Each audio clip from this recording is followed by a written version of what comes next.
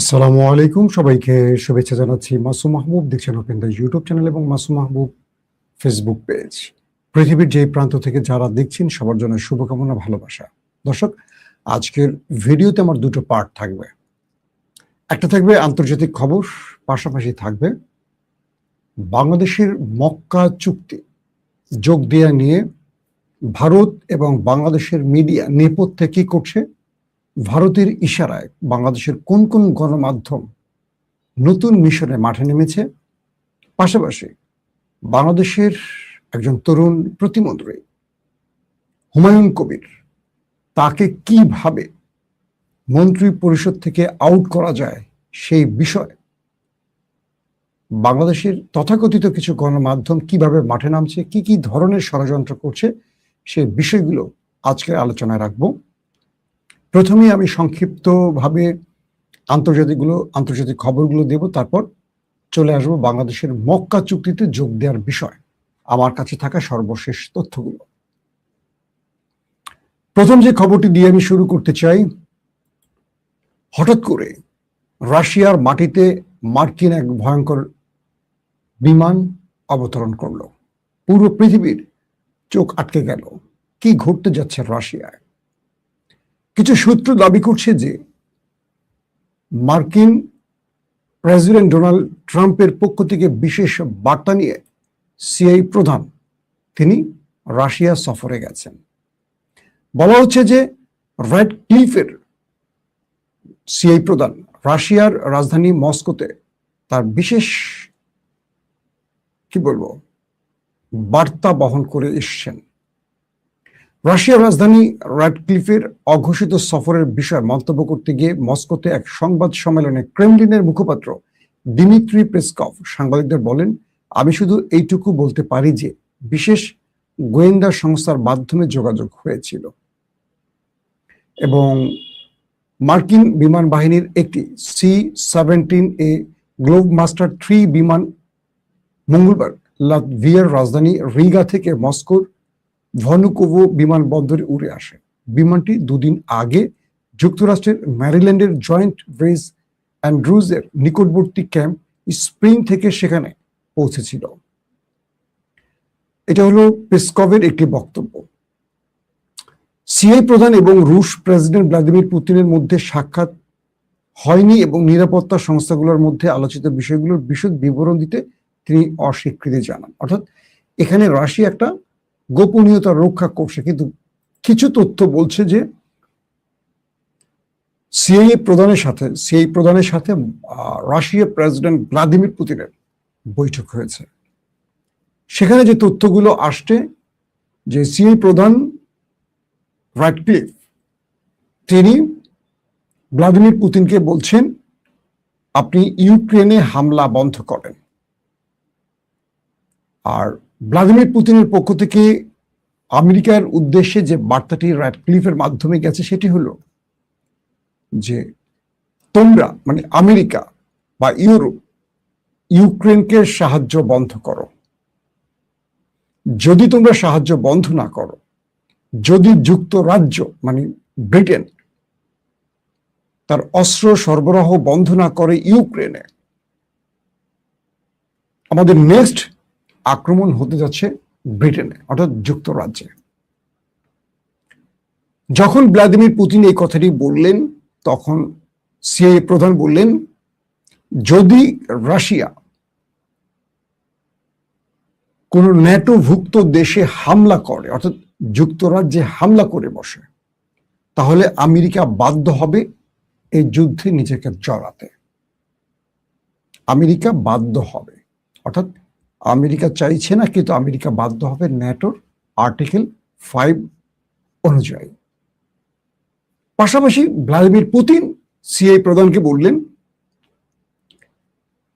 আমার সকল মিসাইল প্রস্তুত আছে তোমাদের দিকে এবং ইউরোপের দিকে। যদি তোমরা ইউক্রেনে তোমাদের সহযোগিতা বন্ধ না করো, যদি ইউরোপ প্রকাশ্যে বা গোপনে ইউক্রেনকে অস্ত্র সরবরাহ করতে থাকে, তাহলে আমাদের নেক্সট লক্ষ্যবস্তু তারা হবে, এতে কোনো সন্দেহ নেই। আর আমেরিকা যদি ন্যাটোর ধারা অনুযায়ী এই যুদ্ধে নেমে পড়ে, ন্যাটোর কোনো দেশে আক্রমণের কারণে, তাহলে আমরা আমেরিকাকে ওয়েলকাম জানাবো এই যুদ্ধে আমাদের সাথে লড়ার জন্য। সিআই প্রধান বলছে আমরা তোমাদের অবস্থা ইরানের মতো করে দেব রাশিয়াকে। রাশিয়া বলছে যে ইরানের পা ধরে মাপ চাইছে যারা, আমরা তাদেরকে তার চেয়ে নিচে নামাবো। অর্থাৎ দুইজনের মধ্যে যে আলোচনা হয়েছে, কিছু গণমাধ্যম এই বিষয়টিকে ঠিক এভাবে বর্ণনা করেছে। যদিও পেসকভ তিনি বলছেন যে ভ্লাদিমির পুতিনের সাথে তার দেখা হয়নি বা এরকম, মানে তিনি এই বিষয়টিকে এড়িয়ে যাওয়ার চেষ্টা করছেন। বলা হচ্ছে দীর্ঘ 5 বছর পর মার্কিন সিএ প্রধান রাশিয়া সফরে গেছেন। আসলে কি ঘটছে এখানে? শুধু ইউক্রেন ইস্যুতে আলোচনা হয়েছে না, এখানে ইরান ইস্যুতেও আলোচনা হয়েছে। রাশিয়া আমেরিকাকে স্পষ্ট বলে দিয়েছে তোমরা যে ইরানের উপর স্যাংশন দিয়েছ বা নিষেধাজ্ঞা দিয়েছ, এটা রাশিয়া মানবে না। তারা ইরানের পাশে আছে, শেষ দিন পর্যন্ত পাশে থাকবে। ঠিক একইভাবে চীনও রাশিয়াকে এই বার্তা, আমেরিকাকে এই বার্তাটি দিয়েছে। চীন বলছে আমেরিকাকে যে আমরা ইরানের সাথে বাণিজ্যিক সম্পর্ক অব্যাহত রাখব, তোমরা এই বিষয়ে নাক গলাবে না, কারণ এটা চীনের এবং ইরানের নিজস্ব ব্যাপার। তোমরা চীনের কোনো কূটনীতি বা পররাষ্ট্রনীতি কিংবা বাণিজ্য নীতি 1000 মাইল দূর থেকে চীনকে চাপিয়ে দিতে পারো না। চীন তার পূর্বের অভিজ্ঞতা অনুযায়ী বা পূর্বের মতোই ইরানের সাথে তাদের সকল বাণিজ্যিক সম্পর্ক অব্যাহত রাখবে। চীন স্পষ্ট করে বলে দিয়েছে আমেরিকাকে তোমাদের এই স্যাংশন আমাদের কিচ্ছু যায় আসে না, আমরা ইরানের সাথে প্রয়োজনে আরো ভালো বাণিজ্য নীতিতে পৌঁছতে চাই। আরো ভালো মানে কি, এখন যেহেতু ইরান এই নিষেধাজ্ঞার জন্য বড় রকম চাপে পড়ে যাবে, তাই প্রয়োজনে আমরা ইরানকে আরো বেশি সহযোগিতা করতে চাই। তো এই দুটো দেশের স্পষ্ট বার্তা হলো তারা ইরানের পক্ষে থাকতে চায়, তারা ইরানের হাত ছাড়তে চায় না। এবং ইরানের বিমান প্রতিরক্ষা প্রধান আজকে বলছেন যে সাম্প্রতিক দুটি যুদ্ধে শত্রু যুদ্ধ বিমান ও কৌশলগত ড্রোন আঘাত হানায় তার বাহিনীর সক্ষমতা প্রমাণিত হয়েছে এবং সেই শিক্ষা এখন নতুন কৌশল ও স্থানীয়ভাবে নির্মিত ব্যবস্থার কাজে লাগানো হচ্ছে। অর্থাৎ ইরান এখন নিজেরাই নিজেদের আকাশ প্রতিরক্ষা সিস্টেম তৈরিতে মনোযোগী হয়েছে এবং তৈরিতে তারা সাকসেস পাচ্ছে। পাশাপাশি তারা বলছে মার্কিন অনেক হামলা তারা প্রতিহত করতে পেরেছে, যার কারণে ইরান এই জায়গায় এখন একটা বৈপ্লবিক পরিবর্তন আনতে যাচ্ছে। পাশাপাশি ওমানের সাথে ইরানের বৈঠক হয়েছে গতকালকে এবং ইরান স্পষ্ট বলে দিয়েছে যতক্ষণ আমেরিকা তার নেভাল ব্লকেট তুলে এই অঞ্চল ছেড়ে না যাবে ততক্ষণ হরমুজ বন্ধ থাকবে। আবার পাকিস্তানের সেনাপ্রধান আসিম মুনিরের মাধ্যমে ইরানের কাছে আমেরিকা বার্তা পাঠিয়েছে যে যদি হরমুজ প্রণালী ইরান খুলে দেয় তাহলে ইরানের উপর সকল নিষেধাজ্ঞা প্রত্যাহার করা হবে। তার মানে আমেরিকা ইরানের উপর যে নিষেধাজ্ঞাগুলো দিয়েছে সেই নিষেধাজ্ঞা দিয়েও ইরানের কিচ্ছু করতে পারছে না। এই পরিস্থিতির মধ্যে এখন আটকে আছে আমাদের ট্রাম্প চাচ্ছু। অন্যদিকে ইরানের সেনাবাহিনীর মুখপাত্র মোহাম্মদ আকরামানিয়া ঘোষণা করেছেন যে যুদ্ধে ধ্বংস হওয়া অবকাঠামো পুনর্নির্মাণে ইরান উল্লেখযোগ্য অগ্রগতি করেছে এবং নতুন সামরিক সরঞ্জাম পেয়েছে। ইরানের উপ পররাষ্ট্রমন্ত্রী কাজেম গারিবাদি বলেছেন ওমানের সঙ্গে একটি অস্থায়ী ট্রানজিট চুক্তি থাকা সত্ত্বেও হরমুজ প্রণালী বন্ধ রয়েছে। তিনি জোর দিয়ে বলেন জলপথটি পুরোপুরি খোলার আগে ওয়াশিংটনকে অবশ্যই সমঝোতা স্মারকের অধীনে দেয়া প্রতিশ্রুতিতে ফিরে আসতে হবে। মার্কিন প্রেসিডেন্ট ডোনাল্ড ট্রাম্প বলেছেন যে প্রণালীটি মানে হরমুজ প্রণালীটির আন্তর্জাতিক জলসীমা থেকে সমস্ত মাইন অপসারণ করে নিষ্ক্রিয় করা হয়েছে এবং তেহরানকে সতর্ক করা হয়েছে যে নতুন মাইন স্থাপনকারী যে কোনো জাহাজ ধ্বংস করা হবে। মার্কিন পররাষ্ট্র দফতর আল জাজিরাকে জানিয়েছে যে তেহরানের অবশিষ্ট আর্থিক যোগানগুলো বন্ধ করে এবং সাম্প্রতিক নিষেধাজ্ঞার পর দ্রুত পরবর্তী পদক্ষেপ গ্রহণের মাধ্যমে ওয়াশিংটন ইরানের এই দীর্ঘদিনের হুমকির অবসান ঘটাতে সুনির্দিষ্ট পদক্ষেপ নিচ্ছে। দর্শক আসেন এবার বাংলাদেশের খবরে চলে আসি। বাংলাদেশের খবর বলতে গেলে আমাদের এখন সবচেয়ে বড় টেনশন একটি ইস্যু নিয়ে, সেটি হলো মক্কা চুক্তি। আমি গত কয়েকদিন ধরে এই মক্কা চুক্তি নিয়ে সিরিজ কথা বলছি। তার কয়েকটা কারণ আছে। আমি যখন বাংলাদেশের কোনো একটি ইস্যু নিয়ে কথা বলি, ধরে নেবেন বাংলাদেশের অনেক বড় একটা স্বার্থ সেখানে জড়িয়ে আছে। আমি নিছক মানে একদম বাগডুম নিয়ে কথা বলতে চাই না, কিংবা ভিউ বাড়ানোর জন্য ওই আজগুবি বিষয়, কারো ভিডিও লিক, ওই লিক, সেই লিক, এগুলো নিয়ে কথা বলতে চাই না। যেখানে বাংলাদেশের স্বাধীনতা, সার্বভৌমত্ব প্রশ্নের মুখে, সেখানে আমি সাধারণত কথা বলার চেষ্টা করি। আমি বলছিলাম যে আমার খুব প্রিয় মানুষ হুমায়ুন কবির ভাই, তার উপর হঠাৎ করে চাপ আসছে, আপনারা দেখেছেন। আচ্ছা, আমাদের আলগা মোমেন পররাষ্ট্রমন্ত্রী বা হাসাও মাহমুদ, তাদের তো দ্বৈত নাগরিক ছিলেন তারা। একজন হাসাও মাহমুদ ইউরোপের, আর আলগা মোমেন ছিল মার্কিন যুক্তরাষ্ট্রের। পাশাপাশি আরো কয়েক ডজন আওয়ামী লীগের এমপি মন্ত্রী, তাদের দ্বৈত নাগরিকত্ব ছিল। গত 15.5 বছরে প্রথম আলো, ডেইলি স্টার কিংবা আওয়ামী গণমাধ্যম কিংবা বাংলাদেশের কোনো মাধ্যম তাদেরকে নিয়ে একটা প্রশ্ন তুলেছে? আপনারা দেখেছেন কেউ? আমি দেখিনি, আপনারা দেখেছেন কিনা? হঠাৎ করে কেন বাংলাদেশের নতুন টেকনোক্রেট প্রতিমন্ত্রী হুমায়ুন কবিরকে নিয়ে এই প্রশ্নটি আসছে? কিছু তথ্য বলছে ভারত মক্কা চুক্তিতে বাধা দেওয়ার জন্য তার সবগুলো পথ অতিক্রম করতে চায়। কূটনৈতিক চেষ্টা অব্যাহত রেখেছে, থ্রেট অব্যাহত রেখেছে, তাদের সকল পরিভাষা, ভাষা অব্যাহত রেখেছে বাংলাদেশের সাথে বা নতুন সরকারের সাথে। একজন ব্যক্তি কোনোভাবে কথা শুনছে না, তার নাম হলো পররাষ্ট্র প্রতিমন্ত্রী। বাংলাদেশের বিএনপির সিনিয়র কজন নেতা, তাদের সাথে ভারত কথা বলেছে। তারা বলছে যে আমরা এই বিষয়ে ওয়াকিবহাল নই বা এই বিষয়ে আমাদের কোনো কিছু করার নেই। এই বিষয়টা ডিল করছেন দুজন ব্যক্তি, একজন প্রধানমন্ত্রী তারেক রহমান, অন্যজন প্রতিমন্ত্রী হুমায়ুন কবির। তাহলে ভারত বিএনপির কোন কোন মন্ত্রীদের সাথে কথা বলছেন আপনারা আন্দাজ করতে পারছেন তারা কারা? তারা কিন্তু গুরুত্বপূর্ণ ব্যক্তি, কিন্তু এই দফতরের নয়।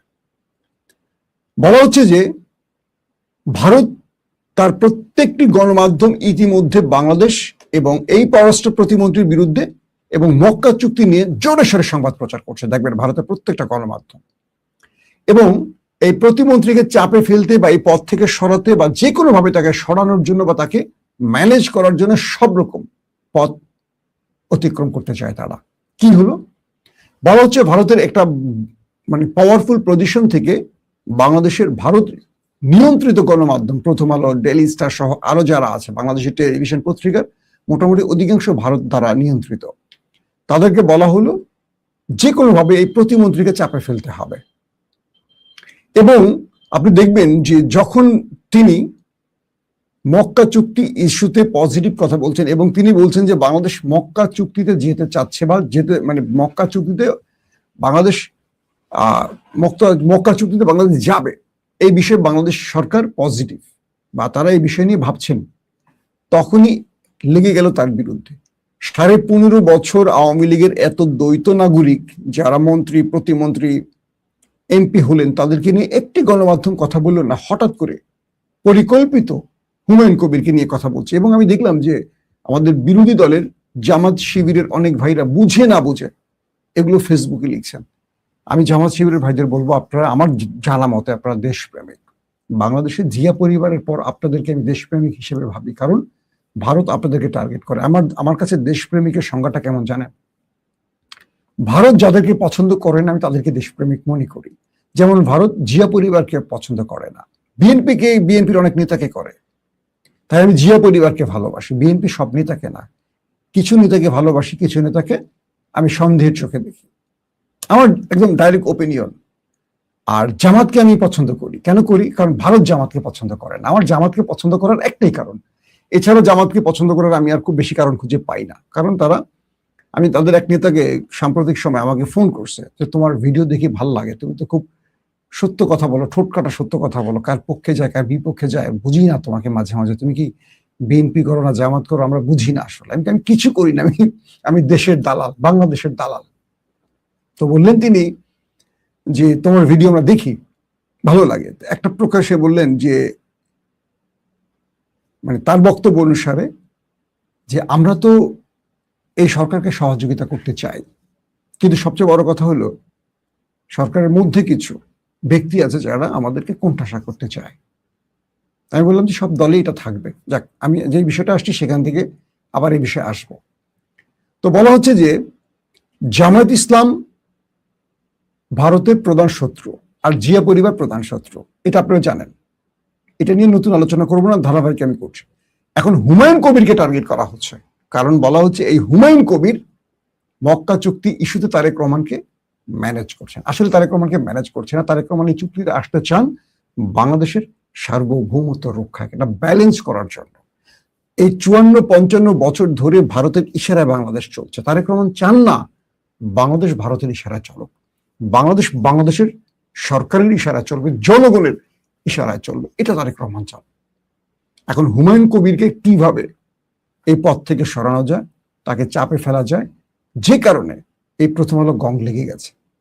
এখন আপনারা নিজেরাই বলেন, আপনারা কি বাংলাদেশের পক্ষে নাকি ভারতের পক্ষে? তাহলে কালকে থেকে দেখছেন প্রত্যেকটা টেলিভিশন টক শোতে, ফেসবুকে, বিভিন্ন জায়গায় ফিফথ কলামের লোকেরা কিভাবে হুমায়ুন কবিরকে ধোয়া শুরু করেছে দেখছেন আপনারা। ফিফথ কলাম তো বারবার বলছে, নতুন করে বলবো না। বিদেশি এজেন্টদের বাংলাদেশের চাকর বাকর গুলোকে আমরা ফিফথ কলাম বলি। ওদের এজেন্ট যারা বাংলাদেশে থাকে, তারা যারা এই ন্যারেটিভের পক্ষে কথা বলে, মানে মোসাদ এবং রয়ের পক্ষে, তারা হলো ফিফথ কলাম। তো খুব স্পেসিফিক ভাবে ভালো করে খেয়াল করবেন, হুমায়ুন কবিরকে নিয়ে সোশ্যাল মিডিয়া এবং টেলিভিশনগুলোতে, অধিকাংশ টেলিভিশনগুলো বুঝে না বুঝে হোক সংবাদ প্রচার করছে। তিনি বলছেন জ্বালা, এত জ্বালা কেন? মঈনুদ্দিন ফখরুদ্দিনের 2008-এর মতো জ্বালা উঠছে। কাকে বলছে? প্রথম আলোকে বলছে। একটি বিষয় মনে রাখতে হবে, তার বিরুদ্ধে হানি ট্র্যাপ থেকে শুরু করে আরো বড় বড় ট্র্যাপের গল্প আসবে। তার বিরুদ্ধে ডিফেক ভিডিও আসতে যাচ্ছে, এমন আভাস পাওয়া যাচ্ছে। তাকে দুনিয়া থেকে সরানোর পরিকল্পনা হতে পারে। তার উপরে আরো বড় বড় অ্যাসাসিনেশন আসতে পারে। সকল কিছু মাথায় রেখে আমাদের এই সরকারের পাশে থাকতে হবে, পররাষ্ট্র প্রতিমন্ত্রীর পক্ষে থাকতে হবে, তারেক রহমানের পক্ষে থাকতে হবে, কারণ তারেক রহমান সঠিক পথে আছেন। যদি দেখি তারেক রহমান এই মক্কা চুক্তি পক্ষে না দাঁড়ান বা এই মক্কা চুক্তিতে বাংলাদেশ না আসে, আমরা ধরে নিব তারেক রহমান ভারতের ভয়ে মাথা বিক্রি করে ফেলেছেন। কারণ এই মক্কা চুক্তি সব দিক থেকে বাংলাদেশের পক্ষের এবং বাংলাদেশের স্বার্থের। আমি ওপেন একদম ডাইরেক্ট বলছি, যদি বাংলাদেশ মক্কা চুক্তিতে প্রবেশ করে, ধরে নিব তারেক রহমান ভারতের বিরুদ্ধে চ্যালেঞ্জ গ্রহণ করেছেন।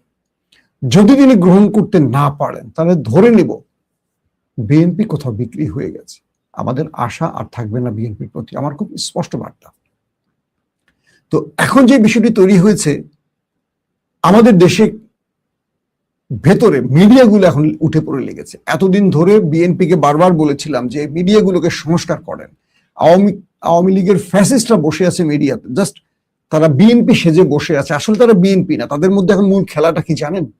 বিএনপি আর জামাতের মধ্যে দূরত্ব তৈরি করতে মিডিয়া বড় ভূমিকা নিচ্ছে। এই রাশেদ, নুরুরা, তাদের টার্গেট আওয়ামী লীগ না। কোন একটি জায়গায় আওয়ামী লীগ নিয়ে কথা বলতে দেখছেন রাশেদ বা নুরুকে?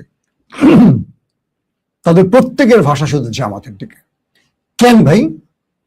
বাংলাদেশের জামাত বিএনপির প্রতিপক্ষ, বিরোধী দল হিসেবে জামাতের আসন কয়টা? জামাত বাংলাদেশে খুব শীঘ্রই ক্ষমতায় আসার সম্ভাবনা আছে, কিন্তু বাংলাদেশে যে জামাত বিএনপি গত 20-25 বছর ধরে সীসাগলা প্রাচীরের মতো এক হয়েছিল, তাদের বিরুদ্ধে কথা বলছে। আর যেই আওয়ামী লীগ 15.5 বছর ধরে অজস্র হাজারো লক্ষ মানুষকে হত্যা করেছে বিরোধী দলের, তাদের নিয়ে আমরা কথা বলছি না কেন? এটা রাজনীতি নাকি কুরাজনীতি? আমার কাছে একদম খুব সহজ বাক্যে আমি যে ব্যাখ্যাটা বুঝি। তো আমাদের টার্গেট জামাত দমন না আওয়ামী লীগ দমন? নুরুর রাশেদের কাছে এই প্রশ্ন, আপনাদের প্রত্যেকটা বক্তব্য জামাতকে নিয়ে কেন? জামাত বাংলাদেশের মানে বিএনপিকে কোনো বড় চ্যালেঞ্জ দিতে পারছে? এরা তো সরকারে আসবে কি? এরা তো বিরোধী দলেরই এখনো যোগ্য হতে পারেনি। এদের নিয়ে তো ভয় পাওয়ার কিছু নেই জামাতকে নিয়ে।